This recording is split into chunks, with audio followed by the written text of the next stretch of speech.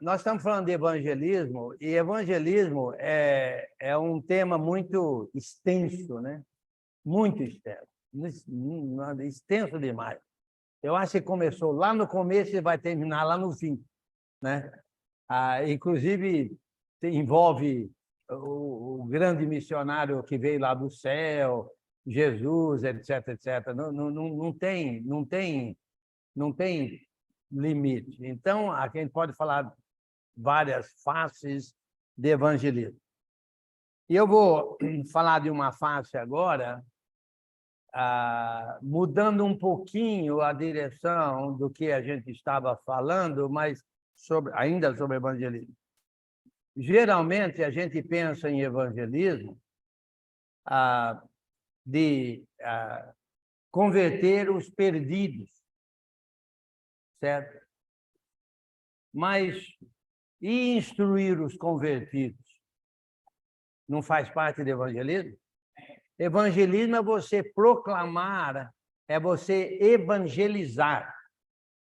Mas você evangeliza os perdidos, mas você também tem também o evangelismo aos salvos. Porque os salvos também vão aprendendo mais sobre o evangelho, ou não? Então eu vou mudar agora e vou falar um pouco, ou nessa hora que eu tenho agora, sobre evangelismo mais para os de dentro, no lugar de só falar para os de fora. Evangelismo é para os de fora, evangelismo é também para os de dentro, como eu vejo. Eu acho que a maioria de vocês vai concordar comigo. Se não concordar, não tem problema. Não vai ser a primeira vez que você vai estar errado, ok? Mas em todos os casos, nós estamos, ou eu estou usando, nós estamos, especificamente eu, o livro de Romanos como base, né? Que Paulo falou que ele é devedor tanto a gregos como a ignorantes, a sábios, a entendidos, a todo mundo, aos de fora, de Roma, aos de todo lugar, a pregar o evangelho. Ele é devedor porque ele tinha o encargo de transmitir. Então, é devedor. Deve transmitir. Eu devo transmitir. Então, é devedor. E ele se considerava devedor. E ele falou por quê? Porque o evangelho é o poder de Deus para a salvação de todo aquele que crê, primeiro do judeu e também do grego, visto que a justiça de Deus se revela no evangelho de fé em fé, como está escrito, o justo viverá por fé, que é Romanos 1, 14 a 17. Ok? Visto que a justiça de Deus se revela no evangelho de fé em fé.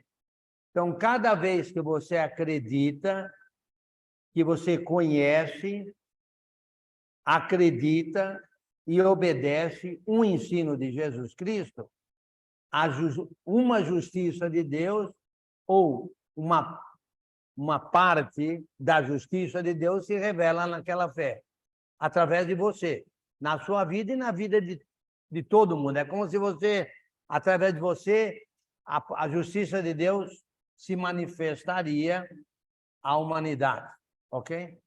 Muito bem. E nós falamos ontem à noite, eu creio que foi à noite, né? Na minha segunda lição, o Ala falou muito de trabalho, certo? Que através temos que trabalhar para a justiça se manifestar, né?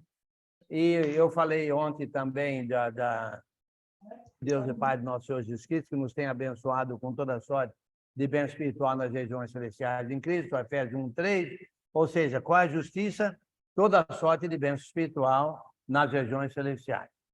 Mas vamos falar agora da justiça de Deus que se revela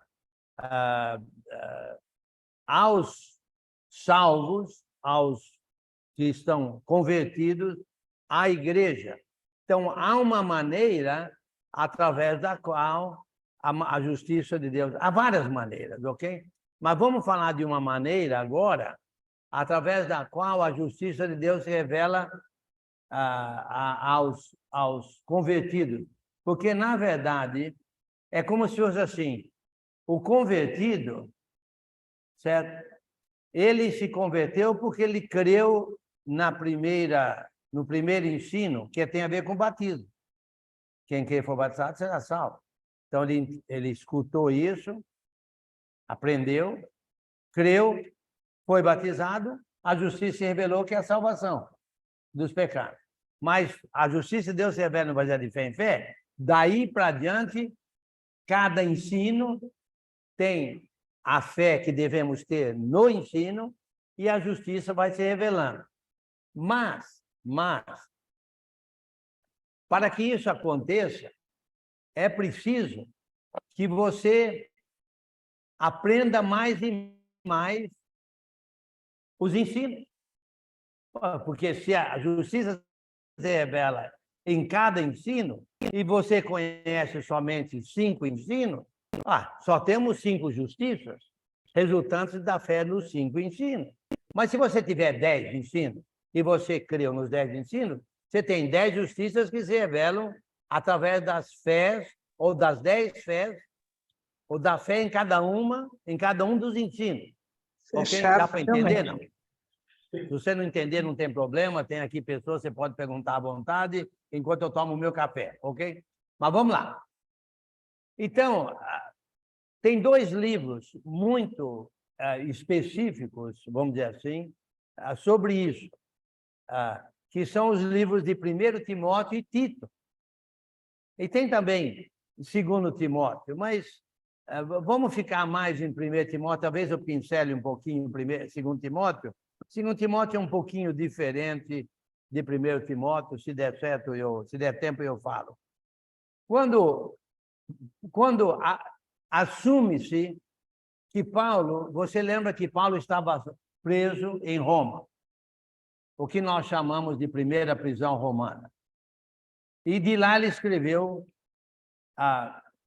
pelo menos 4 livros, talvez 5, que nós sabemos, que é Filipenses, Colossenses, Efésios e Filemão. E ontem eu falei de um deles, que é Efésios, ontem à noite. Muito bem. Supostamente, Paulo ficou livre dessa prisão, e não vou dar detalhes. Ele ficou livre, e você lembra que ele tinha planos de ir para a Espanha. Mas não há nenhuma indicação que ele foi à Espanha. Mas parece, pelo menos no meu parecer, que no lugar dele ir para o oeste, para a Espanha, ele já um pouquinho idoso, né? Ele disse que ele era idoso quando ele escreveu a Filemão, uma das 4 cartas que ele escreveu em prisão, ele se disse que era idoso. Eu acho que ele não contava com os anos de prisão. Ele teria ido à Espanha, mas foi preso, ficou preso. No mínimo 4 anos ele ficou preso. 2 anos em Cesareia, 2 anos em Roma, no mínimo. Ok, fora as viagens, etc, etc. Então, 4 anos que ele teria ido, a meu modo de ver, para a Espanha. Mas não quero complicar. Mas parece que ele voltou, passou pela ilha de Creta, no Mediterrâneo, como falei, isso aqui é o Mediterrâneo, a ilha de Creta ficava bem ali, mais ou menos ao norte, e deixou lá Tito. E ele continuou viagem ao noroeste e foi na Ásia, na cidade de Colossos, tudo indica, visitou Filemão, etc, etc. Depois ele foi para o oeste, foi para Éfeso e teria deixado Timóteo. E de lá ele teria ido em direção ao noroeste, para a Macedônia, onde teria sido preso uma segunda vez, aí agora acusado pelo imperador, uma acusação falsa, teria se levado para Roma. Isso já não está na Bíblia, ok? Mas tudo indica que parece que é por aí. E ele, então, foi julgado, condenado e supostamente decapitado, ok? No que seria a segunda prisão romana. Ok. Mas quando ele passou por Éfeso, ele, então, deixou Timóteo lá.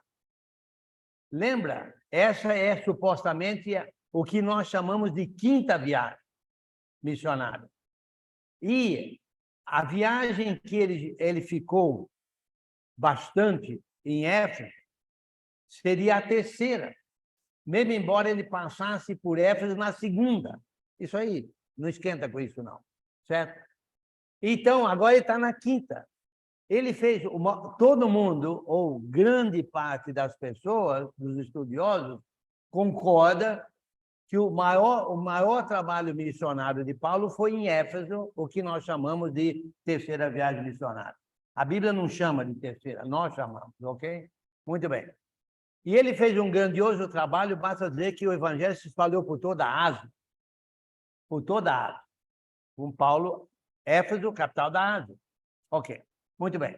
Então, olha só, no capítulo 1, diz assim, quando, de 1 Timóteo, 1:3, quando eu estava de viagem rumo da Macedônia, te roguei, permanecesse ainda em Éfeso, para demonstrares a certas pessoas, a fim de que não ensinem outra doutrina, nem se ocupem com fábulas e genealogias sem fim, que antes promovem discussões do que o serviço de Deus na fé. Ora, o intuito da presente demonstração, versículo 5, visa o amor que procede de coração puro e de consciência boa e de fé sem hipocrisia. Desviando-se algumas pessoas dessas coisas, perderam-se em loquacidade frívola, pretendendo passar por mestres da lei, não compreendendo, todavia, nem o que dizem, nem os assuntos sobre os quais fazem ousadas asseverações. Ok. Paulo deixou Timóteo em Éfeso para demonstrar a certas pessoas que não ensinassem outra doutrina. Ok?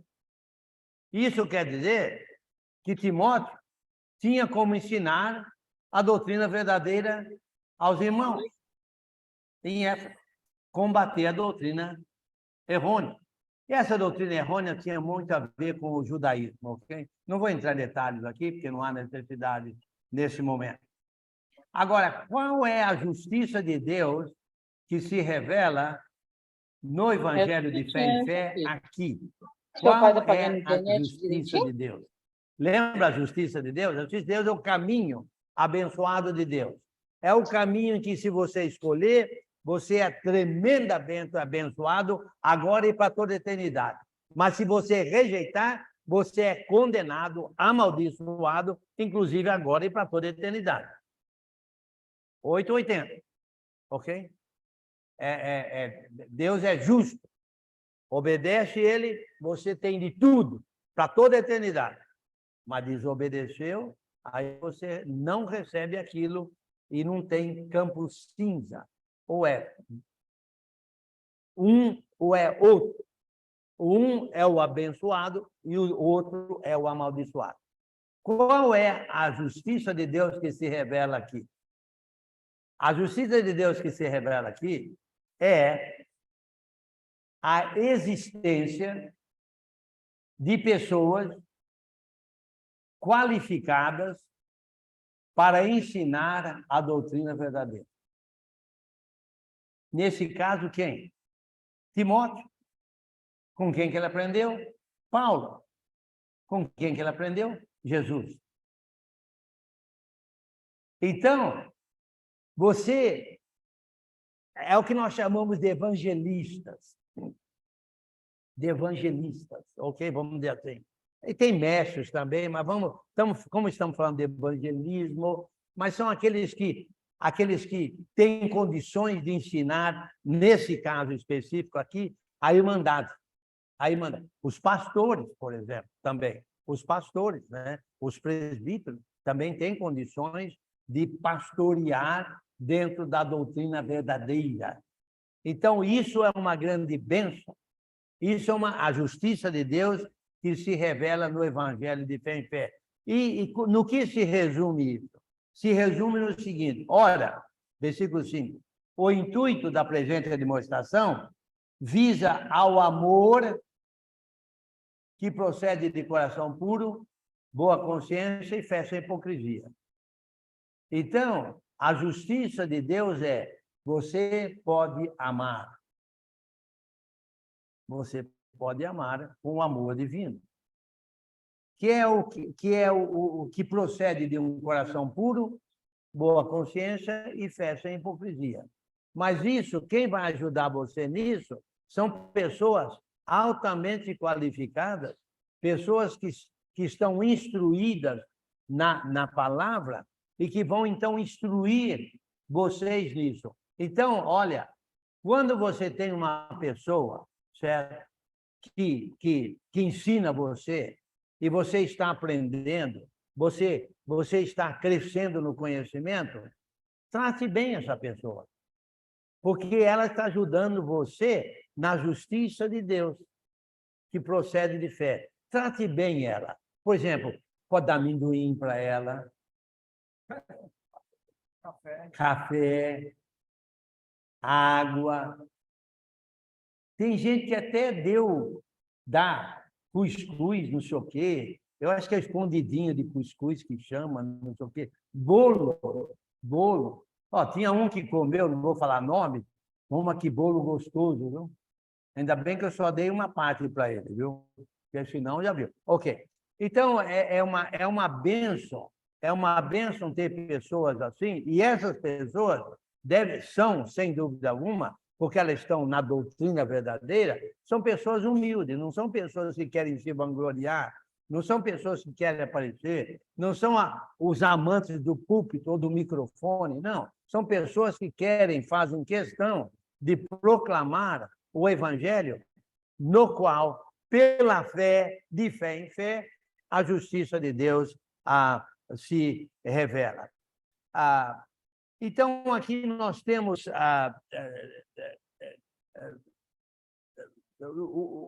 uma descrição aqui no livro de 1 Timóteo, o grande dever desses homens, do evangelista, o grande dever. Paulo, no capítulo 1, ele fala o quanto ele fez. Olha, Paulo, o maior evangelista que já houve, e nunca vai haver um igual a ele, nunca.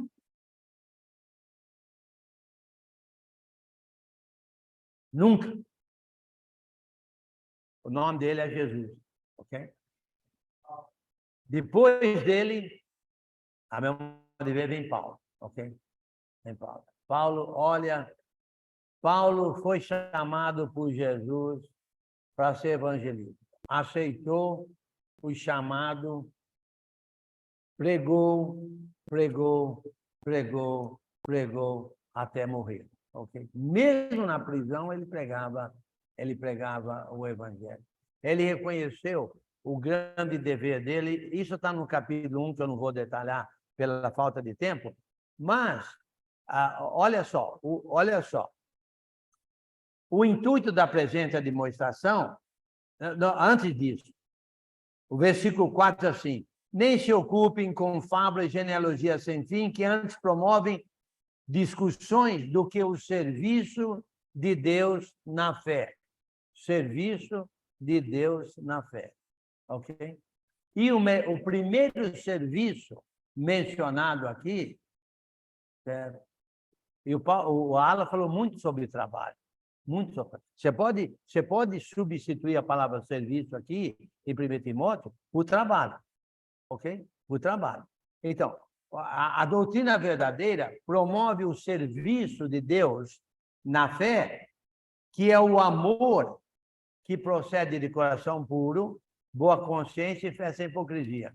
Mas o primeiro serviço que Paulo menciona e descreve bem é o serviço de evangelismo. É o serviço de evangelismo. É o primeiro serviço mencionado aqui. Então, nós estamos falando de serviço na igreja, ok? Inclusive, porque você vai verificar que ele diz no versículo 18: este é o dever de que te encarrego, ó filho Timóteo, segundo as profecias de que antecipadamente foste objeto, combate firmado nelas o bom combate, mantendo a fé e boa consciência, porquanto alguns, tendo rejeitado a boa consciência, vieram naufragar na fé, e dentre esses se encontram Himeneu e Alexandre, os quais entreguei a Satanás para serem castigados, a fim de não mais blasfemarem. Olha só. O serviço de Deus na fé, dentre eles, o primeiro mencionado aqui é o evangelismo, certo? é o amor que procede de coração puro, boa consciência, fé sem hipocrisia. Agora, se você estiver no serviço, que é o amor, mas não tiver uma fé sem hipocrisia, uma boa consciência, são três coisas aqui, coração puro, boa consciência e fé sem hipocrisia, você naufraga na fé, como trabalhador. E Paulo menciona, aqui eu estou dizendo isso porque Paulo menciona aí. Ele fala assim, olha, você, Timóteo, eu te encarrego para você fazer o serviço de evangelismo, que é o amor que procede de coração puro, boa consciência, fé sem hipocrisia, como evangelista, mantendo naturalmente fé e boa consciência. Porque o amor já é o serviço, já é o evangelismo. Ele fala assim, porquanto alguns, tendo rejeitado a boa consciência, vieram naufragar na fé. Você sabe, e eu sei, que aqui em Manaus tem, em todo lugar tem, aqueles que naufragaram na fé. Em todo lugar tem. Que eram, inclusive, evangelistas, professores, mestres, até mesmo pastores, que naufragaram na fé. Em todo lugar tem. Em todo lugar tem. Por quê? Porque eles rejeitam a fé e a boa consciência no serviço que fazem. O serviço seria o amor. É o serviço que procede do coração puro. É o amor que procede do coração puro, boa consciência, vai ser hipocrisia. Mas se você não tiver o coração puro, decidido, vou trabalhar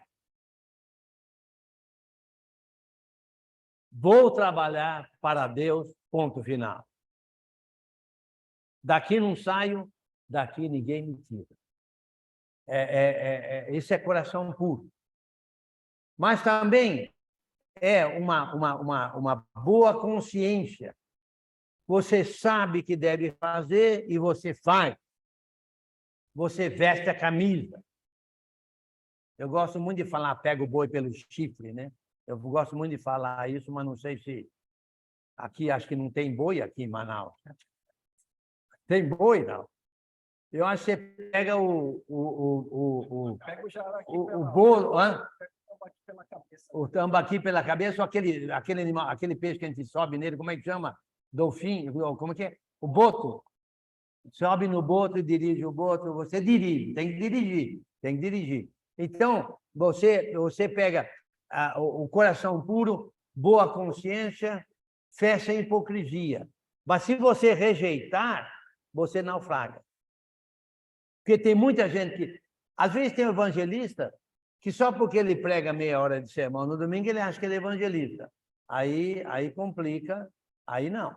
Aí ele acaba naufragando na fé. Mas é preciso que tenha boa consciência. O que eu quero deixar bem claro, o meu tempo está quase que escapando aqui, é o seguinte. Timóteo ficou lá deixado, foi deixado por Paulo lá em Éfeso para fazer um trabalho lá na igreja. E um dos trabalhos é o no capítulo 3, olha, fiel é a palavra, se alguém aspira ao episcopado, excelente obra almeja, ele era para ajudar, inclusive, na escolha de presbíteros na congregação. Agora, os presbíteros, eles vão pastorear, mas é preciso que se tenha conhecimento. Olha, gente, conhecimento. É preciso aprender. Vocês que estão aqui, vocês que estiveram aqui ontem, vocês que estiveram aqui na quinta-feira, vocês que estão sempre procurando aprender, vocês estão de parabéns, porque é preciso conhecer. Porque como é que você vai ter fé se você não sabe no que você vai ter fé? Eu creio em Deus. Ah, é? Parabéns, você está no time do demônio, porque o demônio também acredita em Deus, e ele treme, e você nem treme. Não fala isso, Tiago não fala isso? Então, não é uma questão eu tenho fé, tem fé em Deus, então tenha uma fé que tenha obra, porque fé sem obra é morta. Tiago falou isso. Então, é preciso que você conheça para poder ter fé, para poder ter a obra da fé, para que a justiça se manifeste. Mas se você não conhece, mata de início o processo. O processo morre de início. Vai ter fé no quê? Então não tem a obra da fé, não tem a justiça que se revela. Então é preciso conhecer. Quanto tempo você acha que Timóteo estudou com Paulo? Quanto tempo você acha? Eu vi um gráfico uma vez, eu não fiz nenhuma conta, mas eu vi um gráfico uma vez em que Timóteo estudou com Paulo aproximadamente 17 anos.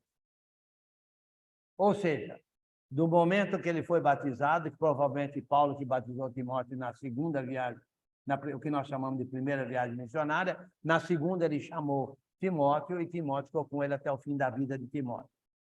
E por que Paulo parou de ensinar Timóteo? Porque Paulo morreu. Certo? Jesus não ensinou os apóstolos 3 anos, por que parou? Porque morreu. Entendeu? Ué, Josué não ficou aprendendo com Moisés, por que parou de aprender? Porque Moisés morreu. Entendeu? Mas mesmo Jesus indo embora, ele enviou o Espírito Santo, e nós temos aqui 27 livros para a gente aprender. Então é preciso que a gente aprenda bem. Timóteo, a Paulo está aqui no fim da vida, em 2 Timóteo. Mas estudou com Paulo aproximadamente 17 anos. Então Paulo estava passando o bastão para Timóteo, o bastão. Agora, Timóteo, é sua vez. Agora é sua vez. Eu vou morrer. Agora é sua vez. Mas ele tinha conhecimento para fazer isso, então por isso que ele podia ensinar, demonstrar a certas pessoas que não ensinassem outra doutrina, e ele então tinha como ensinar a igreja. Uma coisa que ele podia fazer estabelecer presbítero.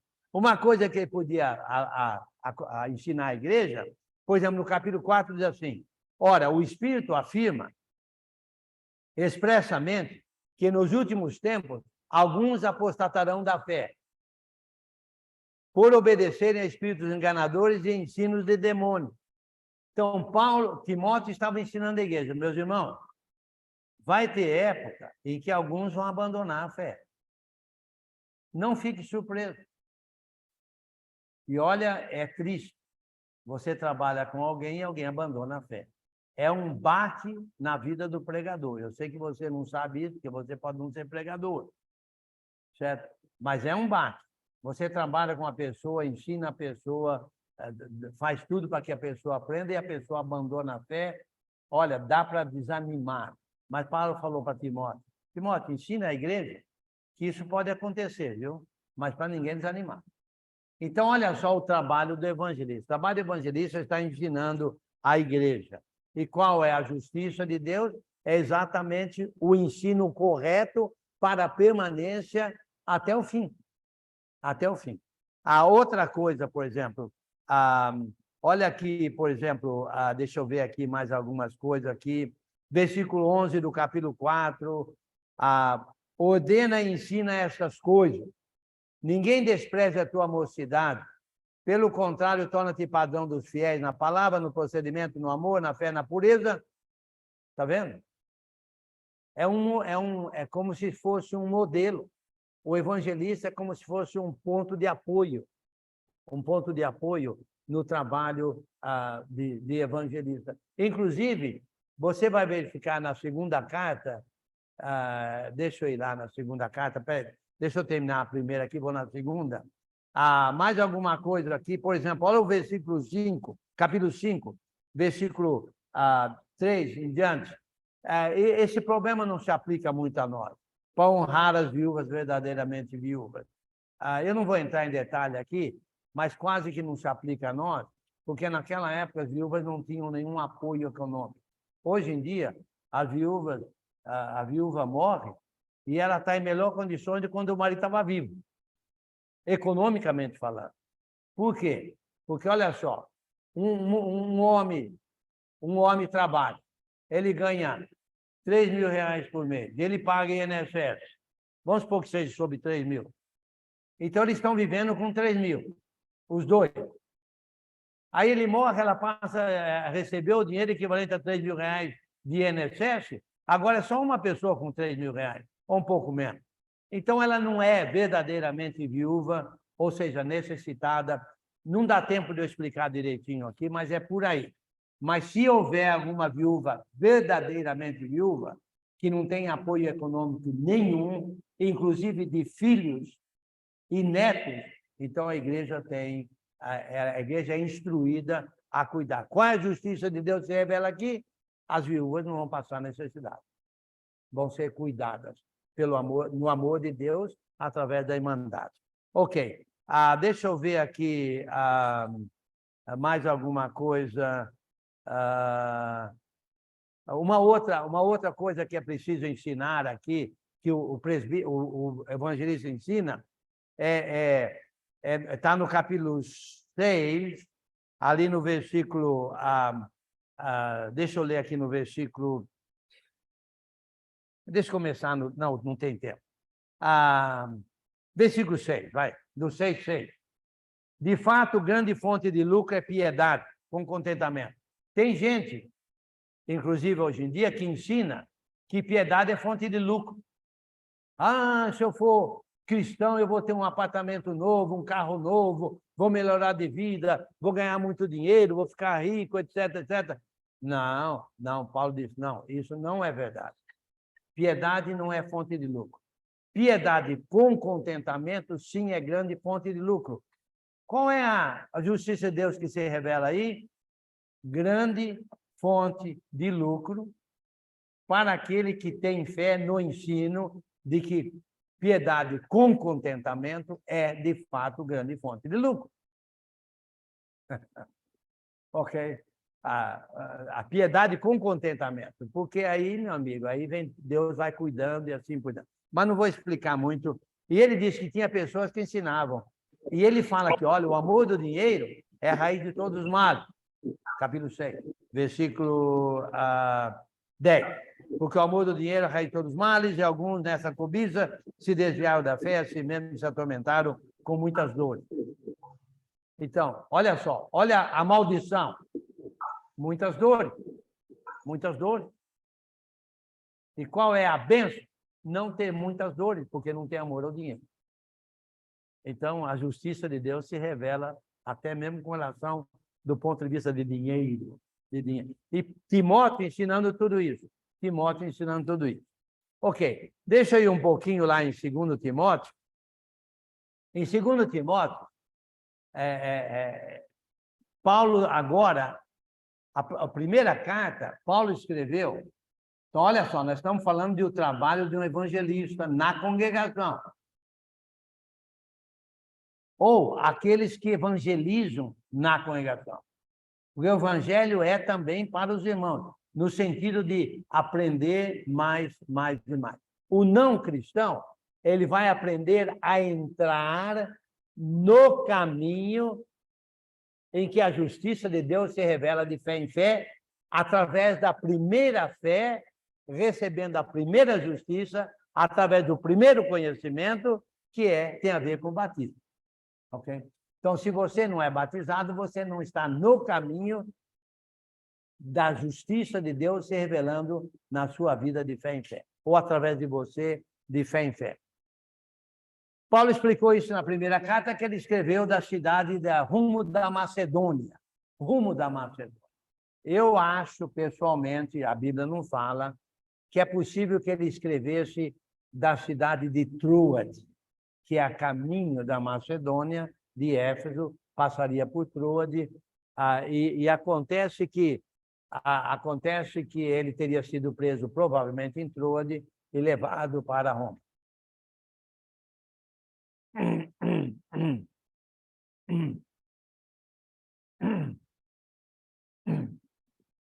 A segunda carta, ele teria escrito da prisão, porque foi preso, teria escrito da prisão de Roma. A segunda prisão romana, não a primeira, a segunda.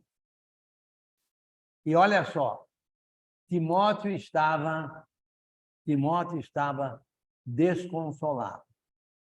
O grande mentor dele, o pai na fé, aquele que ensinava ele, aquele que cuidava dele, aquele de quem ele dependia tudo, entre aspas, no seu trabalho, e estava para ser morto. Okay? Então, Paulo disse para ele, por essa razão, versículo 6, pois se admoesto que reavives o dom de Deus que há em ti pela imposição das minhas mãos, porque Deus não nos tem dado espírito de covardia, mas de poder, de amor, de moderação. Não te envergonhes, pois, portanto, do testemunho de nosso Senhor. Não é para ficar desconsolado, não é para ficar desanimado, porque há razões de desânimo, há razões de desânimo.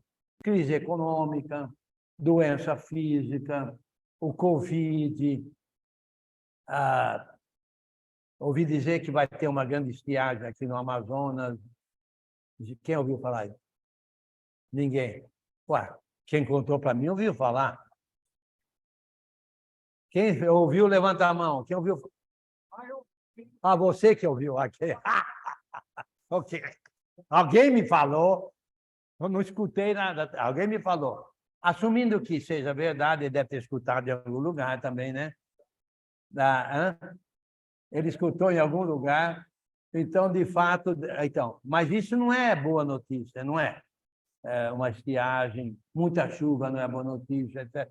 Então, há razões de desanimar? Há. Inclusive, os cristãos do primeiro século sofriam uma perseguição violenta pelo Império Romano, violenta. E um dos conselhos, Pedro falou para eles, irmãos, olha, ele escrevendo aos cristãos, hein? Aos cristãos. Eu não sei se você sabe que praticamente todas as cartas aqui, talvez com exceção, todos os livros do Primeiro Testamento, do Novo Testamento, com exceção talvez de um e talvez dois,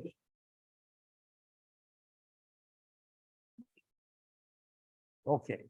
Tem gente que acha que 3 foram escritos para cristãos, ok? Para cristãos, ok? Lucas, o Evangelho de Lucas, provavelmente não foi escrito a um cristão. Muitos acham que Teófilo não era cristão. Mas em tudo isso é de menos. Mas o que estou dizendo é o seguinte, Pedro, escrevendo as 5 províncias da Ásia Menor, inclusive Ásia, que é a capital Éfeso, onde Timóteo estava, ele falou assim, que nós fomos regenerados para uma viva esperança, mediante a ressurreição de Jesus Cristo. E eles estavam sendo ameaçados de morte pelo Império Romano. O Império Romano perseguiu os cristãos por aproximadamente 400 séculos, quase 400 anos de perseguição, e muitos cristãos foram mortos. Mas falou, olha, não desanime, não.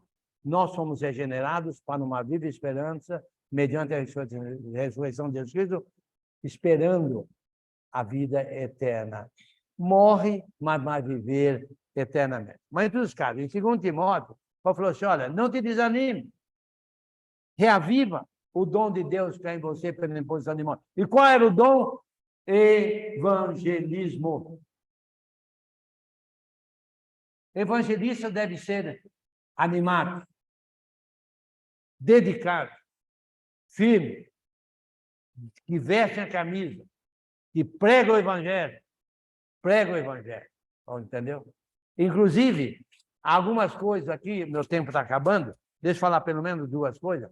Olha o 222, segundo Timóteo, capítulo 2, versículo 2. Paulo falou para Timóteo o seguinte, e o que de minha parte ouviste, através de muitas testemunhas, isso mesmo transmite a homens fiéis também idôneos para instruir a outros. Meus irmãos, nós temos que passar o bastão.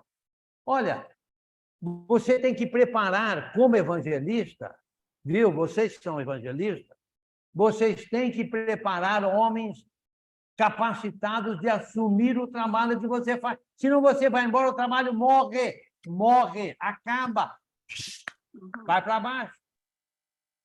Vai para baixo. Eu sei de lugares aí que o trabalho praticamente morreu. Uma vez tinha 80 membros. Espera aí, o que aconteceu? O evangelista não instruiu. Olha, e o que de minha parte eu vi através de muita testemunha, isso mesmo transmite a homens fiéis e idôneos para instruir a outros. Então, quando você sai, tem que sair, se você tem que deixar, como evangelista, homens ali instruídos, capazes de fazer o trabalho que você estava fazendo. Isso é trabalho do evangelista na congregação local. Senão você vai embora, não tem ninguém para tocar. Fica um monte de ovelhas sem pastor, sem pastores, sem guias, sem pessoas direcionando através da evangelização, através do conhecimento, que eles não têm conhecimento, você não transmitiu a eles conhecimento, eles não vão. A igreja vai descer, vai diminuir, pode até morrer. E uma outra coisa também que Paulo falou para Timóteo, e isso aqui tem a ver com o trabalho local de evangelista, é o 242. Então, eu falei 222, e tem agora o 242. O 242 é o famoso CRE. E nós agora estamos tendo o CRE Manaus. O CRE Manaus. 2 Timóteo, capítulo 4, versículo 2. 242. 2 Timóteo 4, 2. Prega a palavra. Oh, glória, gosto disso. Pregue a palavra. Insta. Quer seja oportuno, quer não. Corrige, repreende, exorta. Crê. Corrige, repreenda e exorta. Crê. Tem até um CRE Manaus. Já ouviu falar nisso? CRE Manaus? Já ouviu falar no CRE Manaus? Bacana, né? Já ouviu? Ok. Corrige, repreende e exorta com toda longanimidade e doutrina, pois haverá tempo. Paulo está falando para Timóteo, pregador em Éfeso. Pois haverá tempo em que não suportarão a sã doutrina. Pelo contrário, cercar-se-ão de mestres, segundo as suas próprias cobiças, como que sentindo coceira nos ouvidos. E daí? Timóteo conhece. Timóteo tem conhecimento. Timóteo pregava a palavra, quer seja oportuno, quer não, corrigindo, repreendendo, exortando com toda a longanimidade, que venham os falsos mestres. Estamos preparados. Ele estava preparado. É um trabalho local. Na igreja vamos ter falsos mestres. Segundo Timóteo, segundo Pedro, é tudo sobre falsos mestres. E Paulo está dizendo para Timóteo aqui em 2 Timóteo, vamos ter falsos mestres, vamos ter falsos irmãos. E finalmente mesmo, que meu tempo está acabando, Paulo falando para Timóteo. Timóteo, a luta é brava. É brava. É brava. Precisamos de homem, firme, sólido, conhecedores, batalhadores que vistam a camisa. Mesmo na presença da morte. Ele disse: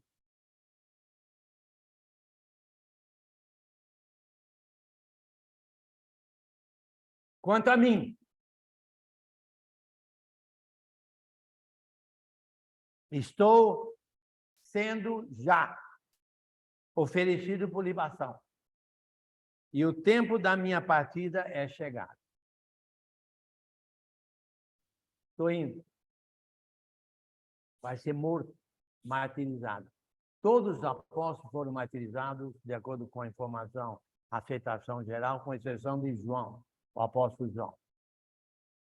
Combati o bom combate, completei a carreira, guardei a fé. Já a coroa da justiça me está guardada, a qual o Senhor, reto juiz, me dará naquele dia, e não somente a mim, mas também a todos quantos amam a sua vida. Evangelistas, conhecedores da palavra, transmite o conhecimento. E é através do conhecimento que vem a fé, que gera a obra da fé e que dá a justiça de Deus, que vem da parte de Deus à humanidade, através do fiel. O evangelista evangeliza lá fora o evangelista evangeliza aqui dentro. O nosso conhecimento não é somente para lá fora, mas nosso conhecimento é também para os evangelizados. Que Deus nos dê muita sabedoria para sermos evangelistas, inclusive, principalmente aqueles que têm o dom, porque todos nós proclamamos a verdade de Jesus Cristo. Obrigado pela ajuda aí, porque senão eu vou mesmo.